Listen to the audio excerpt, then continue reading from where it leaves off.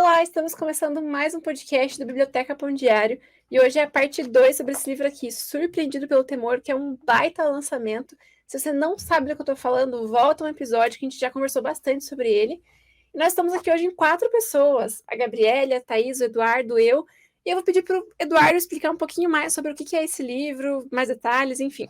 Então, pessoal, se você assistiu o primeiro episódio, talvez você já se lembre, mas a gente está falando de um livro que no seu país de lançamento, o Nata, ele é alemão, nos 12 primeiros meses de lançamento ele vendeu 60 mil cópias. Na Amazon, onde ele também é vendido, ele tem centenas de reviews positivas. Lembrando que agora ele também está disponível na nossa loja, publicaçõespondiario.com.br. Lá você pode encontrar o livro na versão física, ou se você preferir, a versão digital também está disponível na loja da Amazon. E não se esqueça de nos seguir em nossas redes sociais, @Publicações Pão Diário no Instagram e no Facebook, e visite nosso site novamente, publicaçõespondiario.com.br. É isso mesmo, que você não pode perder a oportunidade de ter esse livro. Então, sem mais delongas, dando continuidade ao nosso bate-papo, chegamos, enfim, na parte 3 do livro, que o Nata comenta sobre como nós podemos ver a Deus. E, como eu brinquei aqui no intervalo, como uma boa host, eu vou jogar a bomba para vocês. O que vocês acharam sobre esse primeiro capítulo da terceira parte, que é o capítulo 8. Definindo o temor... Perdão. Queria só refrescar a mente das pessoas, porque esse livro é dividido em 5 partes, então quando a gente dividiu o nosso podcast em 2, ele é desafiador dividir 5 em 2, não dá para fazer 2 vídeos e meio, mas a gente conversou no primeiro vídeo da semana passada sobre a parte 1, o problema, a parte 2, a análise do porquê nós não vemos a Deus, e aqui a gente vai finalizar, tocar até o final a respeito da parte 3, 4 e 5 hoje, falando exatamente sobre essa chave, como nós podemos ver a Deus. Começando por essa parte de definindo o temor do Senhor, que inclusive é algo que remete muito ao título do livro, Surpreendido pelo Temor. O que é esse temor do Senhor? Bom, se eu fosse resumir, eu diria que o temor do Senhor é a postura resultante do conhecimento verdadeiro de Deus. Você entende Deus como bom, santo, enfim, tudo que Ele é, e a partir disso você passa a ter uma postura de temor. Mas a gente pode aprofundar muito esse tema, o livro também vai aprofundar e a gente vai comentar um pouco a respeito. O que mais me chamou a atenção, que acho que é o ponto-chave que ele tenta explicar sobre o temor, é que, numa forma de tentar abrandar uma imagem de Deus, a gente tenta explicar o temor não como sendo medo, mas como sendo um respeito, uma reverência. O temor ao Senhor, eu tenho um respeito, eu tomo cuidado, e tudo mais. Só que ele traz muito embasamento bíblico para explicar que o temor é, sim, exatamente o que a palavra quer dizer, medo. Só que é um medo saudável, ele vai explicando, Enfim, tem milhares de referências bíblicas que a gente vai comentar aqui agora. Ele vai, em um dado momento, ele fala que o temor do Senhor é a chave, Ele começa a falar sobre isso. A Bíblia diz que o temor do Senhor é o princípio da sabedoria. Mas daí ele pergunta, por que isso é... O que isso tem a ver? Por que é o princípio? Daí ele vai dizer que se a gente não entender a doutrina das Escrituras, se a gente não conseguir pegar lá no comecinho, a gente não vai conseguir entender nada. A gente não vai conseguir entender nenhum propósito da Bíblia. Daí é a base do cristianismo, de tudo, da nossa vida, da nossa declaração de fé, De tudo. Então, daí ele começa a definir temor, assim, E daí ele vai entrar nessa questão de temor é igual a temer, e daí vai começar a destrinchar, assim, coisas que são importantes para o nosso entendimento, Então, o temor, ele é bem importante para a gente, e ele é o começo de tudo. Então, a gente precisa ter isso bem claro, assim, bem definido, E corroborando um pouco do que a Lana comentou, o Nata, ele fala, que nós transformamos a palavra temor em outras menos perturbadoras, como respeito ou admiração. Ele diz aqui que são palavras mais convenientes para nós, porque não parece lógico incluir temor em nossa relação com Deus no Novo Testamento. Mas ele, nos parágrafos seguintes, ele menciona exatamente o contrário, que o temor, ele necessariamente remete a medo.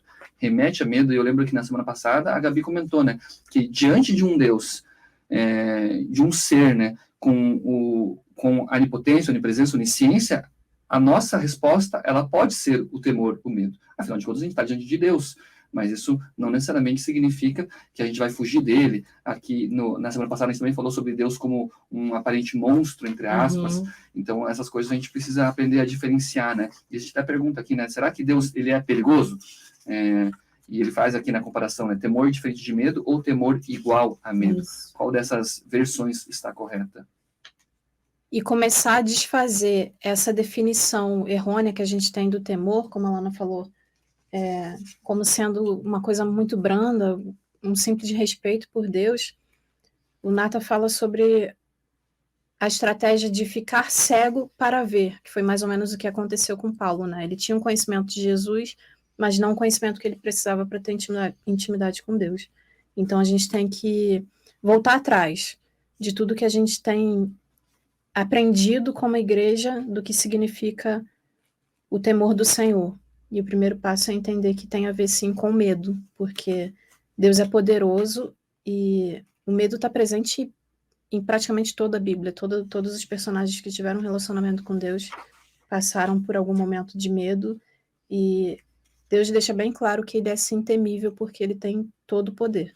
E aí cabe a nós escolhermos se a gente vai estar ao lado desse Deus para que o poder dele não nos atinja de uma forma negativa, ou se a gente vai estar contra ele e sofrer as consequências desse poder. E quando a gente entende essa definição, né, que o medo e o temor, tá tudo bem estarem juntos, porque um faz parte do outro, eles são sinônimos mesmo, a gente começa a expandir a nossa mente, começa a entender outros princípios e caminhar com uma vida mais saudável, assim, né? E o Nata, no livro, assim, ele vai definir o que a Bíblia fala, e daí ele vai dar uma aula também para nós, do grego e hebraico, né? Do que é medo, do que a Bíblia fala que é medo, né? E é muito interessante isso, o jeito que ele fala que a Bíblia diz, a definição, por exemplo, de uma caneta, né? No grego é assim, no hebraico é assado. Então, no hebraico, na verdade, eles definem a caneta como algo que, pelo que eles... Pelo que ela é capaz de pelo fazer, que ela né? serve para fazer, exato. Uhum. Então, assim, a gente tem... A nossa mente ocidental não consegue pensar desse jeito. Então, assim, e isso vai desmistificando muita coisa pra gente, né? Então, a gente vai compreendendo muitas coisas quando a gente passa a olhar com esse olhar da definição deles, assim, né? E entende que o medo, ele não nos faz mal, né? Então, é importante ter isso. E a gente vai lendo nesse capítulo, assim, várias coisas que são bem legais de descobrir, assim, sobre o medo, né? E esse exercício de você entrar um pouco na entranha das línguas bíblicas, Isso. o Nata fez, a gente mostrou que o Nata fez também a respeito do conhecer, você deve se lembrar, né? O conhecer, do ponto de vista grego, é você ter o entendimento, mas o conhecer para o pensamento hebraico é você ter intimidade. Isso. O temor é a mesma coisa, você pode definir o temor. O temor é uma sensação, é um sentimento que você sente, mas do ponto de vista hebraico, o temor é algo que você... assim, o exemplo da caneta que a Thaís deu, ele é mais ilustrativo, mas o temor a gente pode fazer a mesma coisa, a gente pode definir ou a gente pode mostrar qual que é o papel que o temor tem na nossa vida. Isso. Da mesma forma que a caneta ela serve para escrever, mais do que um objeto que tem um formato específico, que tem uma função específica, a caneta serve para escrever. O temor ele também tem uma função específica, ele também tem um papel, e eu consigo entender que esse papel, ele especialmente mostra, né, essa diferença, esse abismo que existe entre nós e Deus, e isso, assim, invariavelmente remete à reverência, a respeito, mas... Não é só isso. E o medo, ele está explícito na palavra temor, não podemos negar isso. E conversando com a Gabi mais cedo, eu comentei de uma ilustração que me veio na cabeça, assim, que eu estava tentando entender. Falei, tá, então o temor é medo, mas o nosso costume é de entender que medo é só de coisas ruins, né? A gente tem medo do que não é bom. E Deus é bom, ele é temível, mas ele também é bom. E eu lembrei do medo de quando eu era criança, fazia alguma coisa errada, E eu sabia que ou meus pais estavam para chegar, ou eu estava chegando em casa, e eles sabiam o que eu tinha feito de errado, e eles iam brigar comigo. E eu tinha medo de encontrar os meus pais. Meus pais não iam me espancar, meus pais não iam me matar, sabe? Tipo assim, eu conhecia o amor dos meus pais por mim, mas ao mesmo tempo eu tinha medo de encontrar porque eu sabia o que eu tinha feito de errado. Então eu acho que, lógico, é uma ilustração muito menor, porque, né, eu acho que é o que eu consegui encontrar de mais próximo aqui, de exemplo do nosso mundo terreno. Mas eu entendi o temor a Deus dessa forma, assim.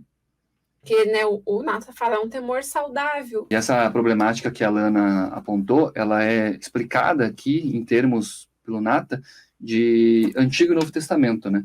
As pessoas, muitas pessoas, né, creem que no Antigo Testamento havia um Deus, e havia um Deus que governava ou agia através do medo, através de guerras, através de matanças, e no Novo Testamento, na figura de Cristo, as pessoas acreditam que existe ali a figura do amor.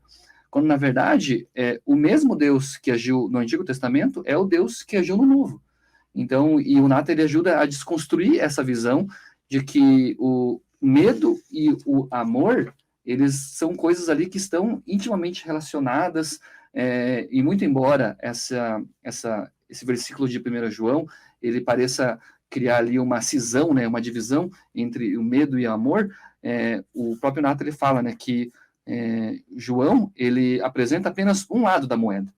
Ele fala aqui, ó, que talvez ainda um pequeno complemento, que é o termo imperfeito, apenas se aplica a uma parte de nós. Então, mostra que esse versículo, ele parece não retratar exatamente o que ele diz no primeiro momento, e é por isso que um mergulho mais profundo nas Escrituras é necessário para a gente ter uma compreensão melhor sobre esse tema. Que seria... E ele finaliza aqui, ó. Por enquanto, guarde isso em mente. O amor de Deus por nós é perfeito, mas os cristãos só serão perfeitos quando receberem o corpo transformado. Referência de 1 Coríntios 15, 51. Após essa transformação, não teremos o que temer no dia do juízo final. E essas duas passagens, né, uma de Paulo aos Coríntios, a igreja de Corinto, e a de 1 João, parece que elas se complementam, né? Porque se de acordo com 1 João, né, o perfeito amor lança fora o medo, a resposta para isso é porque esse perfeito amor a gente não vive, a gente somos criaturas imperfeitas. Então, quando alcançarmos a perfeição, na glorificação, a gente vai alcançar esse perfeito amor que expulsa o medo. E também tem um outro ponto que ele fala no sentido de a única coisa que nós devemos temer é Deus. A gente não tem que temer guerra, fome, falta de dinheiro, outras preocupações, trabalho, família. Sim. O que a gente tem que temer é Deus, porque Ele é o ser perfeito, e todo o restante das outras preocupações, dos outros medos, se tornam inexistentes nele, porque Ele é o centro de tudo. Então também tem essa questão e... é profundo. E a gente não precisa temer também, porque temendo ao Senhor, a gente tem um relacionamento de intimidade com Ele, e nós nos tornamos aptos a receber todas as promessas que Ele tem para nós na palavra, que são palavras de bênção também. Então, é como se a gente entrasse debaixo de um guarda-chuva de proteção. Não significa que a gente não vai ter tribulação. A vida, o sofrimento faz parte da vida, mas a gente pode ter a certeza de que seremos protegidos por Deus. Então, se somos protegidos pelo Deus que tem todo o poder, não tem por que a gente ter medo de todas as outras coisas, né? Então, gente, eu só queria reforçar a ideia do temor igual a temer com a frase que o Nata deixou ali. Se prestarmos atenção à linguagem, bem como às passagens e personagens da Bíblia, descobriremos que o temor do Senhor implica o elemento medo. E isso tem grande impacto sobre o significado da cruz e da nossa santificação. Na sequência, queridos, a gente tem aqui uma discussão a respeito da cruz de Cristo, né? Eu não sei em que momento você está assistindo esse vídeo, mas na época que a gente está vivendo aqui, a gente está muito próximo da Páscoa, né? E a Páscoa ela remete à cruz de Cristo, não à colha da Páscoa. E é muito importante a gente, nesse momento, tentar juntar isso aqui para a gente vencer esse livro, né?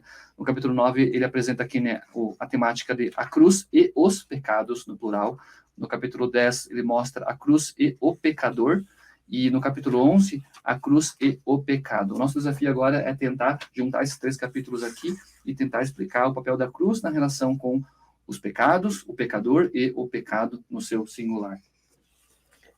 Para começar, eu gostaria de citar um versículo que o Nata mesmo menciona que o faz tremer e deveria fazer todos nós cristãos tremermos, né? Porque ele tem um peso muito grande nesse sentido, nesse assunto de salvação, que é Mateus 7, 22 a 23. Muitos naquele dia hão de dizer-me, Senhor, Senhor, porventura não temos nós profetizado em teu nome? E em teu nome não expelimos demônios, e em teu nome não fizemos muitos milagres? Então lhes direi explicitamente, nunca vos conheci.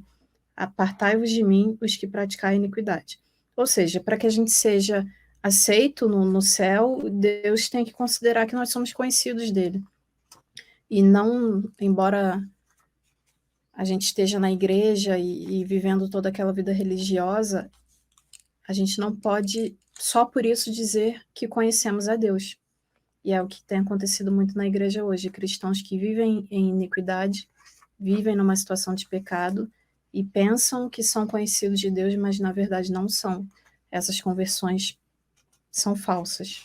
A questão é, será que nessa uma vez nós realmente fomos salvos? Como é que a gente pode garantir isso? A garantia de uma salvação verdadeira é a forma como a gente vive em Deus, né? Justamente o temor do Senhor.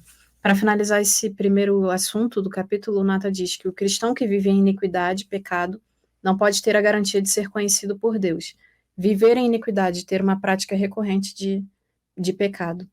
E se chegar no dia do juízo, como falado ali em Mateus 7, e Deus não reconhecer que nós somos conhecidos dele, o que acontece? Tem uma consequência muito drástica, que você já deve imaginar, que é o inferno. E agora a gente vai tratar um pouco sobre esse assunto. É verdade. E, pessoal, enquanto vocês estavam vendo a Gabi aí, a Thaís que estava aqui acompanhando a gente precisou sair por motivos de saúde, mas a gente vai tocando aqui, explicando essa questão do inferno que a Thaís mencionou, é uma coisa que o Nata não podia fugir, né? Já que ele mencionou a respeito de salvação, a gente tem ali o outro extremo, que é a perdição, no final das contas, o inferno.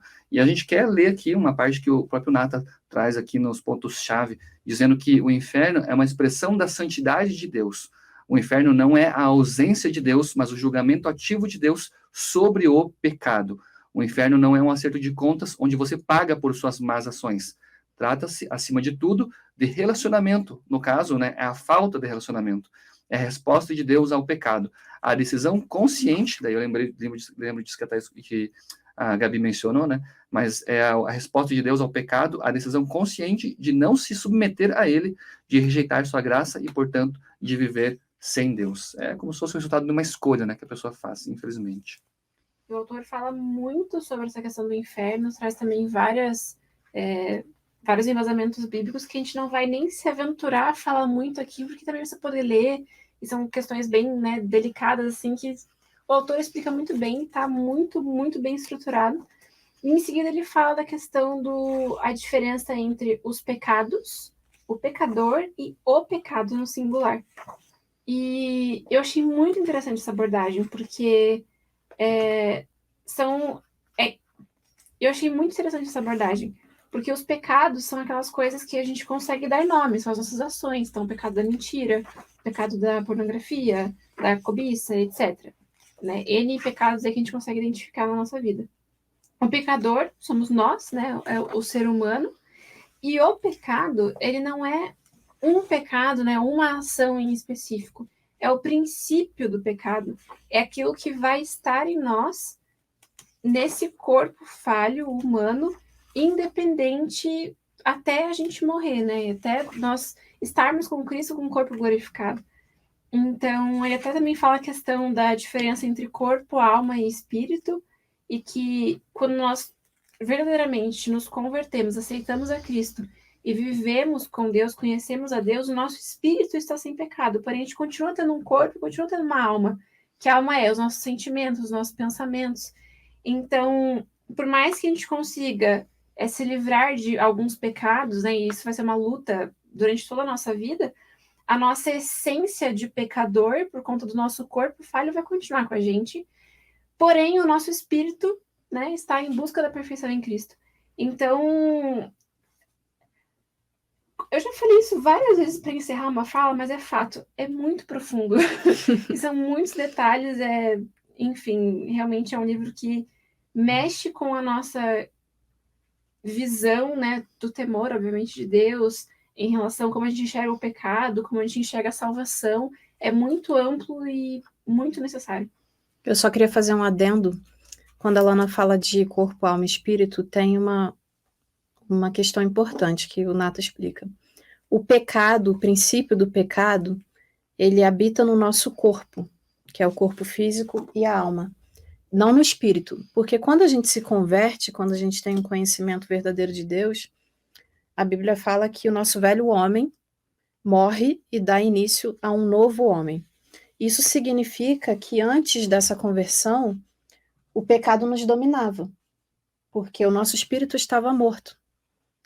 O espírito só nasce quando a gente tem um encontro com Jesus.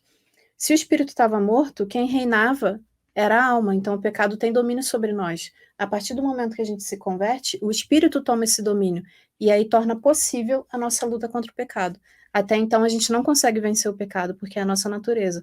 Mas quando o espírito nasce de novo, ele dá condição da gente passar pelo processo de santificação, porque ele tem o domínio. Embora o pecado ainda tenha poder, o domínio que é maior do que o poder, é maior do que o poder do pecado, e a gente pode caminhar no espírito, ou seja, combater o pecado.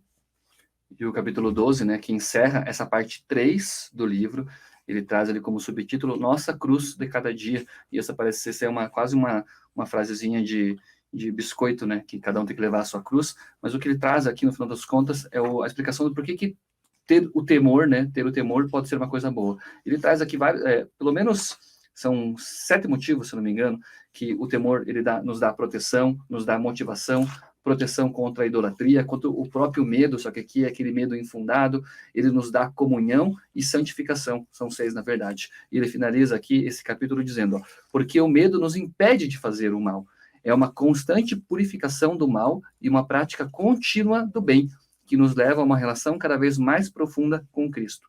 E, ao fazer isso, tornamo-nos cada vez mais parecidos com Ele.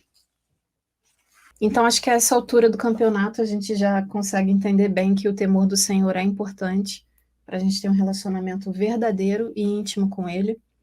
Mas entra uma questão, o tempo. O livro também traz a urgência com que nós temos que verificar se a nossa salvação é verdadeira e investir o nosso tempo em crescer no temor do Senhor e ter cada vez mais intimidade com Ele. Essa urgência vem basicamente do fato de que Jesus está voltando. Isso não é nenhuma novidade para nós cristãos, mas o mundo deixa muito claro que essa hora está cada vez mais próxima. A gente pode notar isso pelos acontecimentos atuais, cada vez mais frequentes e em concordância com a profecia, né, com o Apocalipse. E ainda que Jesus não volte hoje ou amanhã, o nosso tempo pode acabar agora. Uhum. A morte do corpo físico encerra o nosso tempo de buscar ao Senhor e ter essa intimidade com Ele. Então, isso é urgente por natureza, porque nós estamos sujeitos à morte física. E não é só a nossa morte, né? A gente está vendo... Muita gente morre todos os dias, essas pessoas estão morrendo e estão sendo condenadas ao inferno. Nós podemos ser condenados ao inferno se não tivermos passado por essa salvação. E muita gente também está. Então... amar a Deus gera um amor em nós pelos outros e esse amor traz essa urgência da gente viver com Deus verdadeiramente e passar essa mensagem, ser um canal. E essa parte final que a Gabi comentou, que eu acho que adiciona um pouco de sal nessa salada, né? Porque exatamente como a Gabi comentou, né? Essa urgência, ela se torna ainda mais urgente quando a gente lembra que 5 segundos daqui 5 segundos eu não tenho controle. A gente não tem a capacidade de prever o que vai acontecer com a gente. Eu não sei se quando eu sair aqui desse lugar alguma coisa vai acontecer comigo. Então, esse chamado à urgência é uma nota tônica na Bíblia Sagrada como um todo, e o Nata ele reflete muito bem isso. E a Gabi também fez o link, né? Essa urgência, ela não é pra gente só, é para todo mundo. Então, todo mundo tá nesse clima de urgência, ou devia estar. E o convite que ele faz é, né, vamos ao trabalho, vamos alcançar essas pessoas, porque o nosso tempo não acabou, mas ele é curto. O nosso tempo, ele é curto e há muitas pessoas que precisam ser alcançadas com essa palavra de esperança também. Como referência bíblica aqui, o Nata ele apresenta a história de Sansão, né, que muito embora na sua vida ele não conseguiu entender aquele sentimento de urgência, e foi só no final da vida que ele conseguiu tomar uma atitude correta diante do Senhor, ele percebeu isso. E no seu momento ali final de vida, a Bíblia Sagrada registra em Juízes 16:30, né? E foram mais os que matou na sua morte do que os que mataram na sua vida. Obviamente que aqui não há um incentivo, né, a nenhuma situação como a que Sansão vivenciou, mas ali ele estava percebendo a sensação de urgência pela qual ele estava passando e agiu conforme aquela urgência. Aqueles seriam os últimos segundos de vida dele, né? E a gente, às vezes, deveria agir da forma como Sansão agiu. Não como um kamikaze, mas como uma pessoa que percebe que a vida também está em perigo. Existe uma urgência, existe um chamado para ação, para o trabalho que a gente precisa fazer, no final das contas. Ele cita o termo kamikaze espiritual, que é quando a pessoa se entrega, né, àquilo, à busca do Senhor e à propagação da palavra dele. E embora na atualidade a gente tenha a sensação, e talvez não seja só uma sensação de que o nosso tempo é mais curto, porque as coisas mudam muito rápido, a gente também tem uma ferramenta importante, né, que é a tecnologia. Hoje, com o menor espaço de tempo, a gente consegue alcançar mais pessoas, então o nosso resultado é potencializado. E a gente pode usar isso como uma ferramenta para fazer a obra de Deus. O que eu achei interessante é que ele parece uma coisa óbvia, mas ele destaca que realmente, né, como a Gabi falou, esse é um momento como nunca antes. Então a gente tem um alcance da tecnologia pro mal muito grande, sim, mas para o bem também. E a gente pode, ele até brincou aqui numa questão de ranking da pole position, como se, né, tipo assim, a gente pode alcançar muito mais vidas hoje do que gerações anteriores alcançaram, porque existe muito mais pessoas hoje e muito mais ferramenta para isso. Lógico que não é uma competição, né, de qual geração ganha mais vidas para Cristo, mas para a gente entender, tipo assim, quantas pessoas a mais tem no mundo hoje, são 7,9 bilhões de pessoas, até a data que, né, o livro foi escrito, e a facilidade que a gente tem de alcançar essas pessoas hoje. Então, juntar esse sentimento de urgência com o amor ao verdadeiro reavivamento, assim, eu preciso fazer o que eu tenho em mãos hoje, eu preciso ser um agente de transformação, eu preciso cumprir, não só cumprir, mas assim, aceitar o meu chamado, entender que eu tenho um chamado que eu posso fazer e cumprir esse chamado, independente da área, da forma que seja, porque, né, como a gente já comentou aqui, o tempo tá acabando. E as pessoas precisam de Jesus, né? A gente não pode ser egoísta no sentido de, eu já aceitei Jesus, então a hora que ele chegar eu vou com ele e acabou. Que, assim, se a gente tiver esse pensamento, provavelmente a gente nem vai com ele, né? Pra começo de conversa.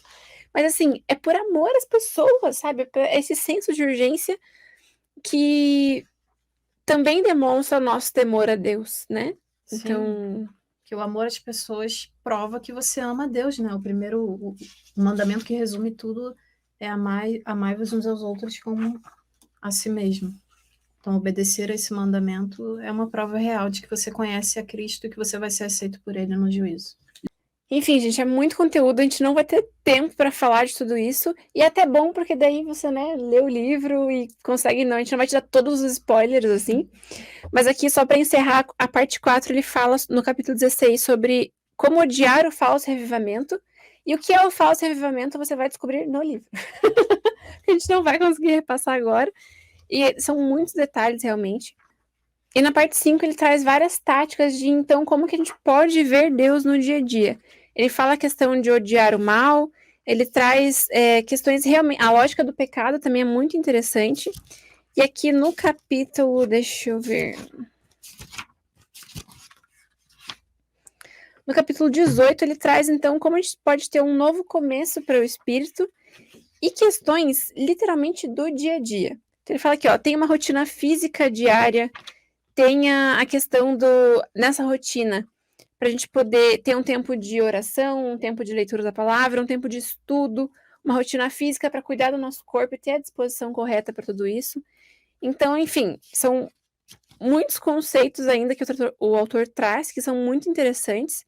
E eu queria perguntar para vocês quais são os ensinamentos finais que vocês têm desse livro, pensando, né, em todos esses contextos, para quem ainda não leu. Antes só de responder essa pergunta direta, essa parte 5, ela é a mais curtinha, mas ela é a mais prática, né? A mais Sim. aplicável, como a Ana comentou ali. O próprio título da parte 5, ela traz a palavra táticas, né? Que lembra algo mais estratégico, que a gente precisa colocar em prática. Então, o capítulo 5 aí é uma cereja no bolo do livro, né? Que ajuda a gente fazer, de fato, aquilo que a teoria mostrou nos capítulos anteriores. Muito bom nesse sentido. Respondendo a tua pergunta, Lana, eu sinto que esse livro aqui, ele ajuda a gente a, além de ter essa compreensão do que é o temor do Senhor, mas ajuda a gente a identificar um problema que talvez a gente nem saiba que está tendo. Talvez você esteja passando por essa hipóxia, não sabe o que é isso, veja o nosso primeiro episódio, e não somente saber o que é isso, mas identificar e aprender como sair dela. E se você não sair, a tendência, infelizmente, é a morte espiritual, e com certeza você não quer passar por ela. É verdade. E eu quero deixar o convite. Faça essa autoanálise. Procure entender se você realmente conhece o Senhor, se você julga que conhece. Prossiga nesse processo de santificação, faça o bem, faça a palavra do Senhor conhecida. Dedique a sua vida a conhecer o Senhor, porque é a coisa mais importante que a gente pode fazer nessa terra, e eu tenho certeza que você não vai se arrepender.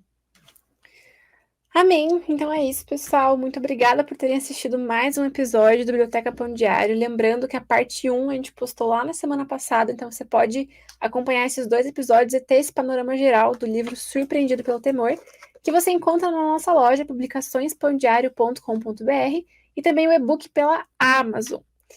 E é isso.